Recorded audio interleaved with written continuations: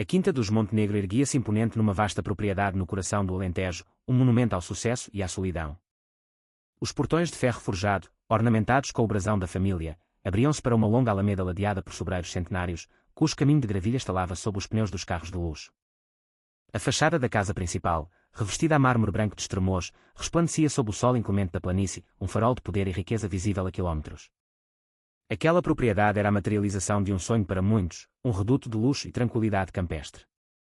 No entanto, para quem vivia entre aquelas paredes espessas, os corredores amplos e silenciosos eram um labirinto de dores, e o eco dos próprios passos era um lembrete constante da ausência. Era uma prisão de silêncio e mágoa. Rui Montenegro, aos 42 anos, era o senhor daquele império. Começara do nada, como servente de pedreiro numa obra pequena numa aldeia no interior do Ribatejo. Sentira na pele o calor abrasador do verão, o peso dos tijolos, a aspereza do cimento nas mãos. Cada escudo, e mais tarde cada euro, foi poupado com um sacrifício quase religioso. Estudava à noite, devorando livros de engenharia sob a luz fraca de um candeeiro, enquanto o corpo pedia descanso. Concluiu a licenciatura em engenharia civil enquanto trabalhava de dia, roubando horas ao sono. Aos 30 anos, com a coragem que só o desespero alimenta, fundou a sua própria construtora. Aos 35, já era milionário. Aos 40, a sua empresa dominava o setor da construção civil em Portugal, com obras emblemáticas em Lisboa, Porto, no próspero Algarve e até no seu amado Alentejo. Tinha tudo o que o dinheiro podia comprar: poder, respeito, admiração. Mas toda essa fortuna se desvanecia, tornava-se pó, sempre que os seus olhos pousavam no seu filho. Diogo Montenegro tinha 10 anos e apoiava-se em muletas para se mover. O seu mundo ruíra há 2 anos desde aquela tarde chuvosa de junho, quando o carro em que seguia derrapou numa autoestrada perto de Lisboa. O asfalto, traiçoeiro e molhado, transformara-se num espelho negro. A chuva caía em torrentes, e o condutor de um caminhão, cego pela cortina de água, perdeu o controlo. O embate, brutal e ensurdecedor, atingiu a lateral do carro onde Diogo viajava com a sua mãe, Mariana. Mariana Montenegro morreu instantaneamente. Tinha 38 anos, era professora de literatura, uma mulher de uma doçura imensa, que encontrava alegria na poesia e no canto dos pássaros. A sua vida foi-lhe arrancada num instante violento. Diogo sobreviveu, mas as suas pernas ficaram esmagadas. Seguiram-se meses intermináveis de hospital, cirurgias complexas, sessões dolorosas de fisioterapia. Os médicos, com um otimismo profissional, garantiam que ele voltaria a andar. As fraturas iriam sarar, os ossos consolidar-se-iam. Num ano, talvez menos, estaria a correr pelos campos da Quinta. Mas isso nunca aconteceu. As pernas sararam, os exames radiológicos mostravam uma recuperação física perfeita, mas Diogo recusava-se a largar as muletas. Não tentava sequer dar um passo sem elas. Era como se as pernas tivessem esquecido a sua função, como se a memória do movimento tivesse sido apagada. O diagnóstico mudou. O problema já não era físico, mas psicológico. O trauma da perda da mãe tinha bloqueado algo profundo dentro dele. O menino não queria andar porque andar significava seguir em frente. E seguir em frente significava aceitar a irreversibilidade da ausência da mãe. Rui tentou tudo. Levou Diogo aos melhores psicólogos de Lisboa, pagou fortunas por tratamentos alternativos e terapias inovadoras. Levou-o em viagens, mostrou-lhe praias douradas, montanhas imponentes, parques exóticos. Comprou-lhe os brinquedos mais caros, as últimas consolas de videojogos, qualquer coisa que pudesse arrancar um vislumbre de sorriso daquele rosto infantil. Nada resultava. Diogo continuava fechado num silêncio profundo. Arrastava as muletas pelos corredores da Quinta, o seu olhar vazio e distante, perdido em memórias que só ele via. Mal comia, mal falava. Passava horas a fio sentado no jardim, observando nada. Para Rui, cada dia era um tormento. Ele, o homem que erguia arranha-céus, que negociava contratos milionários, que liderava centenas de homens, sentia-se impotente para salvar o seu próprio filho da tristeza. Foi nesse abismo de desespero que Beatriz apareceu. Surgiu numa festa de gala no Pestana Palace, 6 meses antes. Um evento para a elite empresarial, repleto de figuras importantes, champanhe caro e conversas ocas. Rui estava lá por mera obrigação, sentindo-se deslocado no seu fato preto, a gravata a parecer uma forca. Pensava em sair discretamente quando ela o abordou. Beatriz Almeida, com 32 anos, era deslumbrante. Cabelos loiros e lisos caíam em cascata sobre os ombros, olhos de um azul claro e calculista, um corpo escultural envolto num vestido vermelho justo que parecia uma segunda pele. O seu sorriso era uma arma, carregado de uma confiança que exigia atenção. Ela sabia do seu poder. Sabia como usá-lo. Rui Montenegro, certo. A sua voz era melódica. Estendeu uma mão adornada com anéis de ouro. Prazer, Beatriz Almeida. Admiro imenso o seu trabalho. Rui apertou-lhe a mão, um gesto polido. Obrigado. A senhora também trabalha na construção. Oh, não. Ela riu, um som ensaiado e perfeito. A minha família é do Ribatejo, antigos lavradores. Vinha, gado, essas coisas. Mas hoje em dia investimos noutras áreas. O que ela não disse foi que a herdade da família tinha falido há 5 anos, que o seu pai, viciado no jogo, perdera tudo, que a nobreza de fachada do Ribatejo era sustentada por dívidas e aparências. Não revelou que estava naquela festa com um único propósito, caçar um marido rico que a salvasse da ruína. Rui não era ingênuo. Tinha crescido na pobreza e aprendera a detectar a falsidade à distância. Reconhecia o brilho da cobiça nos olhos de alguém. Mas estava exausto. Cansado da solidão, de regressar a uma casa vazia de alegria, de jantar sozinho enquanto o filho se refugiava no quarto. Beatriz era bela, elegante, uma conversadora inteligente. Fazia-o rir, e ele precisava desesperadamente de rir. Precisava de sentir algo que não fosse culpa e vazio. Começaram a sair. Jantares em restaurantes de luxo, fins de semana na Serra da Estrela, passeios de helicóptero sobre a costa. Beatriz estava sempre impecável, sempre sorridente, sempre a dizer as palavras certas. 3 meses depois, Rui pediu-a em casamento. Não por amor, mas pela esperança tênue de que uma presença feminina pudesse trazer algum calor àquela casa fria, de que uma madrasta pudesse ajudar Diogo a curar-se. Uma figura materna, pensou ele, talvez fosse o que o menino precisava. Estava redondamente enganado.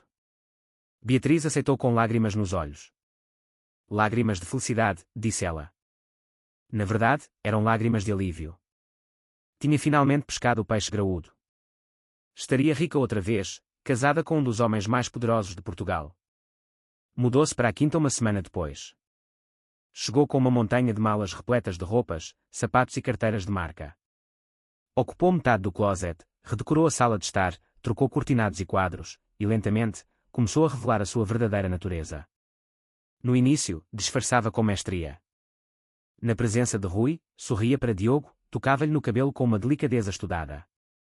Como estás, querido? Precisas de alguma coisa?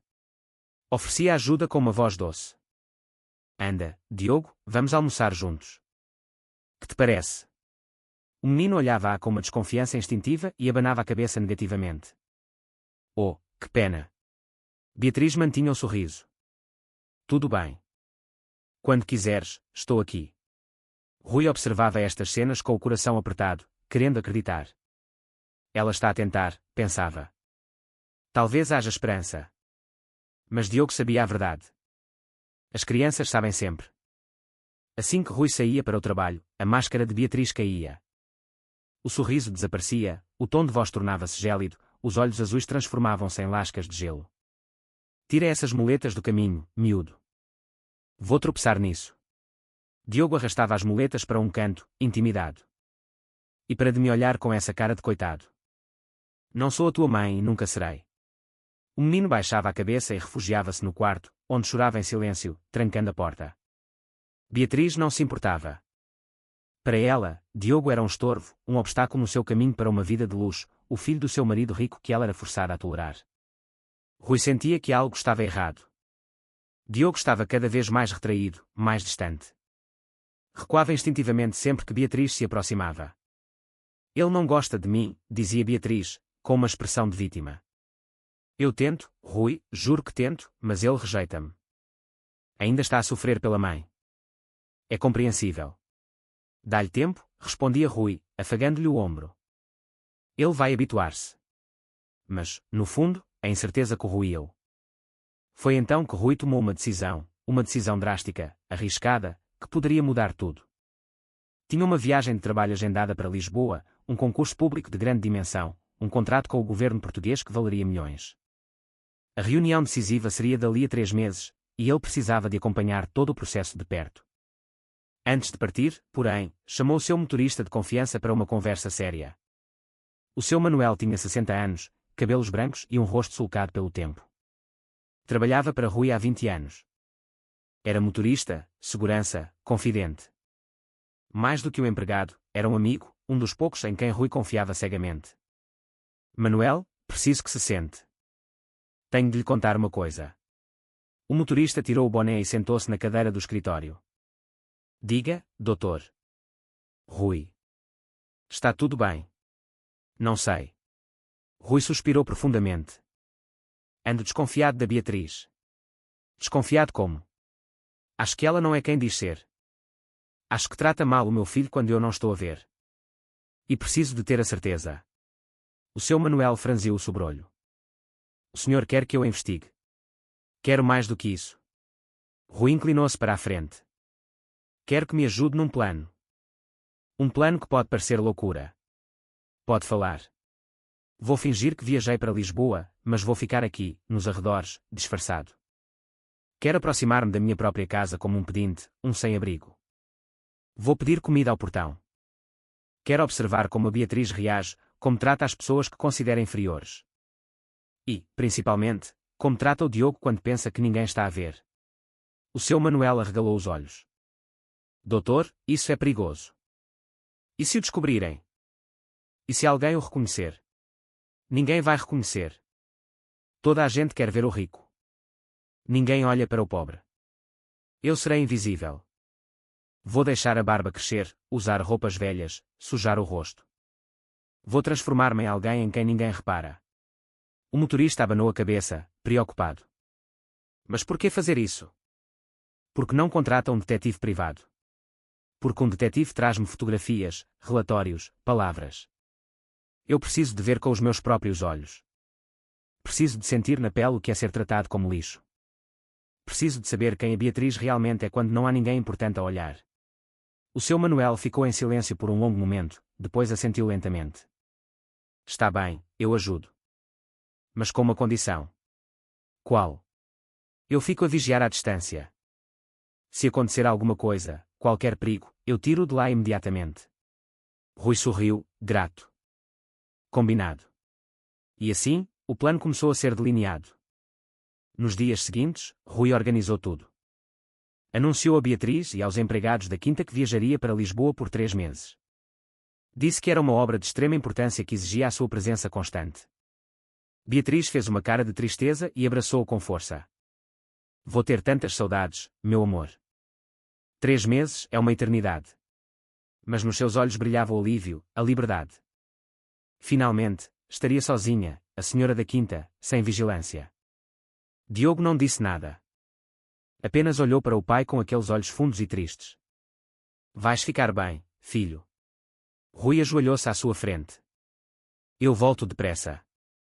E quando voltar, fazemos uma viagem juntos, só nós os dois. Prometes? O menino assentiu, mas não sorriu. Na noite anterior à suposta viagem, Rui fez as malas.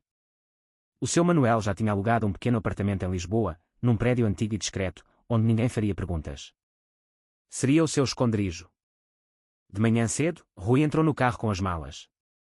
Beatriz estava à porta, a acenar. Diogo estava ao seu lado, apoiado nas muletas.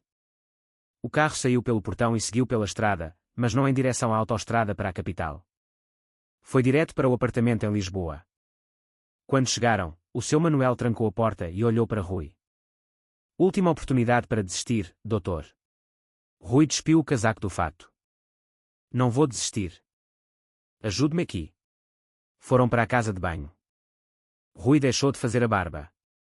Em 5 dias, já tinha uma barba por fazer, com fios grisalhos, que alterava completamente o seu rosto.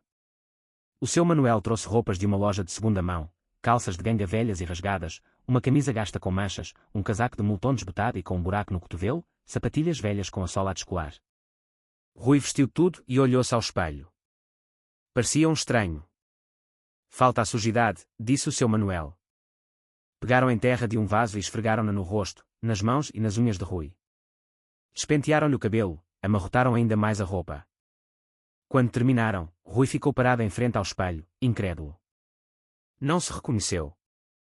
O homem no reflexo não era o poderoso Rui Montenegro, dono de uma construtora, um milionário respeitado.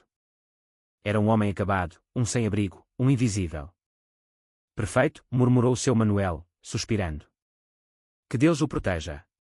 No terceiro dia da suposta viagem, Rui saiu do apartamento em Lisboa e caminhou até à zona mais abastada da cidade, onde se situava a sua quinta. Eram quase 2 quilómetros. Foi a pé, lentamente, arrastando os pés como alguém sem pressa e sem destino. As pessoas passavam por ele na rua e desviavam o olhar. Ninguém queria ver, ninguém queria saber.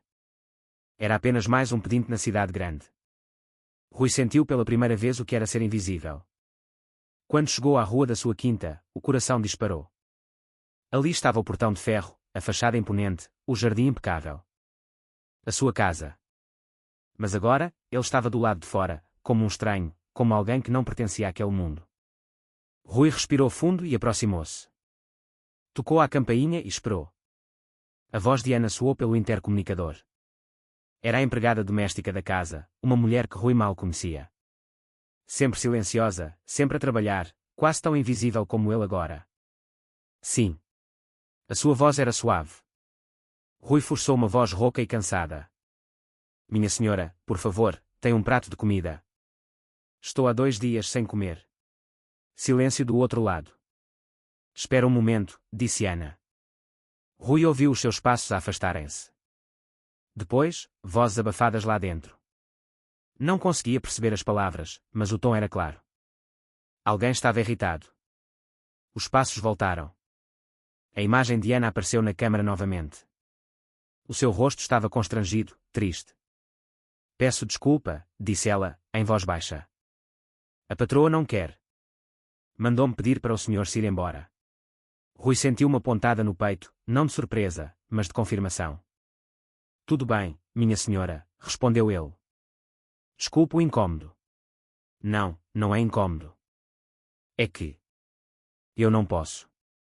A sua voz tremia. Perdoe-me. Rui afastou-se do portão e sentou-se no passeio, encostado ao muro. Não se ia embora ainda. Queria ver mais, queria observar. Passaram-se 20 minutos. Então, a porta lateral da casa abriu-se. Era Ana.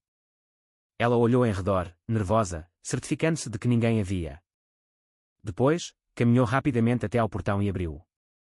Rui levantou-se, surpreendido. Ana segurava uma marmita na mão.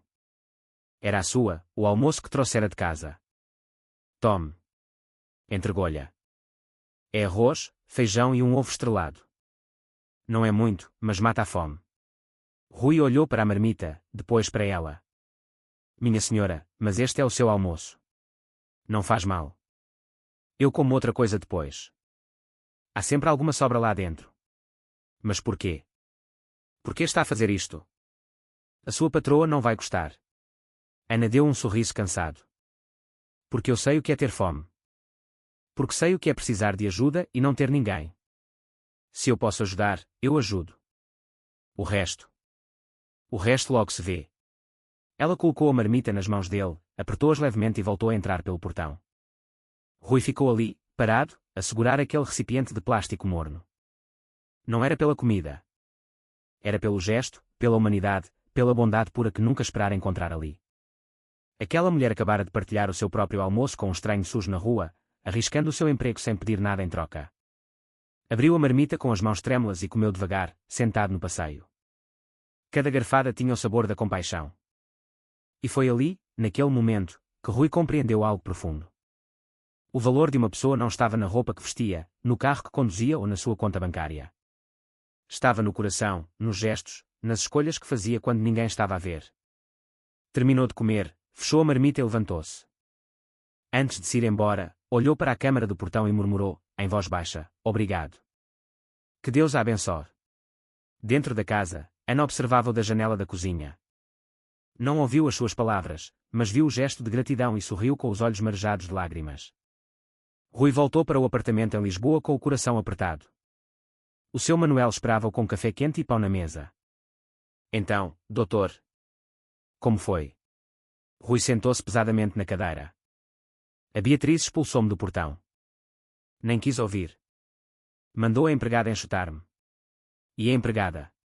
Rui ergueu os olhos e, pela primeira vez em meses, havia um brilho diferente neles. A empregada deu-me o almoço dela. Partilhou comigo o que tinha, sem pensar 2 vezes. O seu Manuel abanou a cabeça. A Ana. Sempre soube que era boa gente. Trabalha em silêncio, nunca se queixa de nada. Mas essa Beatriz. É exatamente o que eu suspeitava. Rui cerrou os punhos. Mas ainda não vi o suficiente. Preciso de saber como ela trata o Diogo. Preciso de ver com os meus próprios olhos. Tenha cuidado, doutor. Muito cuidado. Nos dias seguintes, Rui estabeleceu uma rotina. Todas as manhãs, por volta das 10 horas, caminhava até à quinta e sentava-se no passeio em frente ao portão. Às vezes pedia comida, outras vezes ficava apenas ali, a observar. Os vizinhos ricos começaram a reclamar, incomodados com a presença daquele pedinte na sua rua nobre. Mas Rui não se ia embora. A calçada era pública. E ele precisava de continuar. Beatriz via-o da janela e torcia o nariz com nojo. Que absurdo! Este pedinte não sai daqui. Vou chamar a polícia. Dona Beatriz, ele não está a fazer mal nenhum, dizia Ana, a limpar o vidro da janela. Está só sentado. Não me importa. É nojento. Estraga a imagem da casa. Se ele tocasse a campainha outra vez, ela estava proibida de atender. Mas Ana continuava a ajudar. Quando Beatriz não estava a ver, deixava um copo de água no muro ou um pedaço de pão embrulhado num guardanapo. Pequenos gestos de humanidade que faziam toda a diferença. Numa manhã, estava sentado no passeio quando ouviu a porta lateral da casa abrir-se. Era Diogo. O menino saiu para o jardim, arrastando as muletas lentamente. Gostava de se sentar no banco de madeira sob a jabuticabeira, a observar os pássaros. Rui levantou-se discretamente e foi até à grade do portão, de onde conseguia ver o jardim. O seu coração apertou-se ao ver o filho tão pequeno, tão frágil, tão só. Diogo sentou-se no banco e ficou a olhar para o céu. Foi então que Ana apareceu com um regador. Bom dia, Diogo, disse ela, com voz suave. O menino olhou para ela. Não respondeu, mas também não desviou o olhar. Os passarinhos estão bonitos hoje, não estão? Olha aquele bem-te-vi, a cantar só para ti. Diogo olhou para o pássaro. Um brilho tenue, quase imperceptível, surgiu nos seus olhos. Ana aproximou-se e agachou-se ao lado do banco. Sabes, Diogo, quando eu era menina, numa aldeia na Beira Baixa, a minha avó dizia que os pássaros são mensageiros. O menino virou o rosto para ela, interessado. A sério? A sério? A minha avó dizia que quando alguém que amamos muito vai para o céu, nos manda recados através dos pássaros. Cada vez que um passarinho canta, é essa pessoa a dizer, está tudo bem. Eu estou aqui. Eu amo-te. Diogo ficou em silêncio. Depois, com uma voz baixinha que Ana quase não ouviu, sussurrou, a minha mãe gostava de passarinhos. Ana sentiu os olhos arderem. Era a primeira vez que o ouvia falar desde que ali começara a trabalhar, há 3 anos. A tua mãe devia ser uma pessoa muito especial. Era. A voz do menino tremeu. Ela cantava. Acordava a cantar todas as manhãs. Então ela ainda está aqui, Diogo. Nos passarinhos, no vento, no sol que te toca no rosto. E principalmente aqui dentro. Ana tocou-lhe levemente no peito. Uma lágrima escorreu pelo rosto de Diogo, depois outra. E outra. Começou a chorar, um choro silencioso, libertando anos de dor contida. Ana não hesitou. Puxou o menino para um abraço. Diogo agarrou-se a ela com a força de quem se afoga. Chorou. Chorou alto, soluçando, libertando tudo o que tinha guardado. Chora, meu menino, sussurrava Ana, acariciando-lhe os cabelos. Chora tudo o que precisares. Não há vergonha nenhuma nisso. Chorar é para os fortes, para os corajosos. Do outro lado da grade, Rui assistia a tudo com as lágrimas a escorrerem pelo rosto sujo. O seu filho estava a chorar. Depois de 2 anos de silêncio, estava finalmente a libertar a dor. E era nos braços de Ana, uma mulher que ele mal conhecia, uma empregada doméstica humilde, mas com um coração do tamanho do mundo. Beatriz observava tudo da janela do quarto. O seu rosto contorceu-se de raiva e nojo. Aquela empregada estava a passar dos limites. Desceu as escadas com passos firmes. Ana. A sua voz cortou o ar como uma navalha. Ana afastou-se rapidamente, assustada. Que cena é esta? Foste contratada para limpar a casa, não para abraçar o miúdo. Volta para o teu trabalho. Ana baixou a cabeça e voltou para dentro. Beatriz virou-se para Diogo. E tu, para te fazer drama? A tua mãe morreu há 2 anos. Está na hora de superares isso. A voz de Diogo saiu trêmula. Você. Você não pode falar assim da minha mãe. Posso falar do que eu quiser. Esta casa é minha agora. E se não gostas, queixa-te ao teu pai. Ah, esqueci-me. Ele não está cá, pois não? 3 meses em Lisboa. Só eu e tu. Por isso, é melhor aprenderes a obedecer-me. Diogo pegou nas muletas e começou a afastar-se. É isso mesmo. Foge. Vai chorar para o quarto. É o que fazes de melhor. O menino subiu as escadas, trancou-se no quarto e desabou na cama, a soluçar. Rui viu tudo. Cada palavra, cada olhar, cada gesto cruel. A raiva ferveu dentro dele, uma vontade incontrolável de saltar o portão e arrancar Beatriz dali. Mas não podia. Ainda não. Precisava de mais provas. Nos dias que se seguiram, a crueldade de Beatriz intensificou-se. Rui, através do seu disfarce, e mais tarde através de câmaras, testemunhou o horror. Viu-a gritar com Diogo por ter entornado um copo de sumo. Viu-a arrancar-lhe as muletas com força. Viu-a trancá-lo no quarto sem jantar. E sempre, Ana aparecia depois, como um anjo da guarda. Levava-lhe comida às escondidas, limpava-lhe as lágrimas, consolava-o. Numa tarde de quinta-feira, Beatriz saiu para o cabeleireiro. Rui viu a sua oportunidade e tocou à campainha, pedindo trabalho.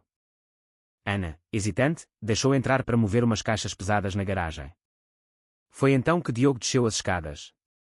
Ao ver o pedinte na sala, parou, assustado. Rui ficou paralisado. Estava tão perto. Olá, disse com a voz rouca. A senhora que trabalha aqui chamou-me para carregar umas caixas. Diogo aproximou-se, curioso. Você mora na rua? Moro, sim, rapaz. E não é mau. Rui engoliu em seco. É difícil, mas sobrevive-se. Há pessoas boas no mundo. A tia Ana ajudou, não foi? Eu vi. Ajudou. Ela é uma pessoa especial. Diogo aproximou-se mais. Você tem família? Tenho um filho. E onde é que ele está? Longe. Mas penso nele todos os dias. Dava tudo para o abraçar outra vez.